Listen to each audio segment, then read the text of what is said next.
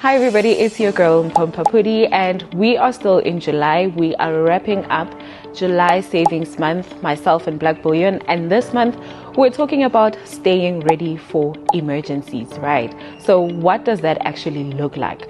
We always talk about having an emergency fund, and if you are wondering what does an emergency fund actually look like, how much do I need to have in my emergency fund? Well, I am here to answer all those questions for you. Now, your emergency fund consists of 3 to 6 months of your monthly fixed expenses, right?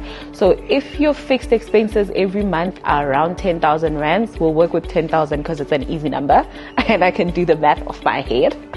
So if your fixed expenses are 10,000 rands every month, the minimum you should have in your emergency fund is at least 30,000 rands, right? So if we take it up to 6 months, then you need to have at least 60,000 rands in your emergency fund.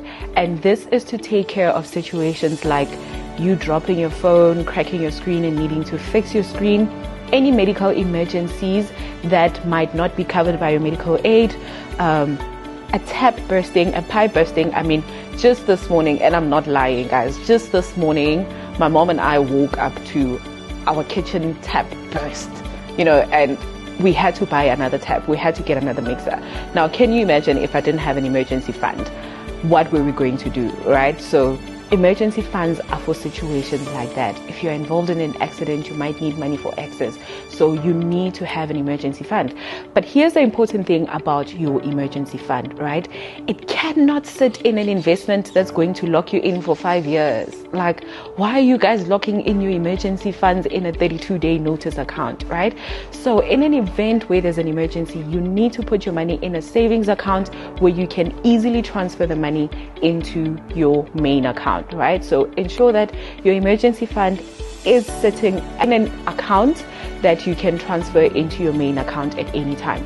Don't lock it in anywhere. Remember that with an emergency fund, you are saving. You're not necessarily trying to grow that money. We're not investing with an emergency fund.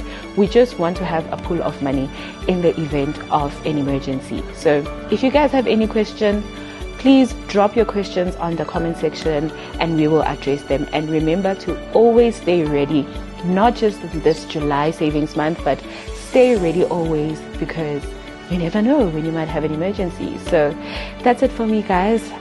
It's goodbye. Don't forget to mind your money.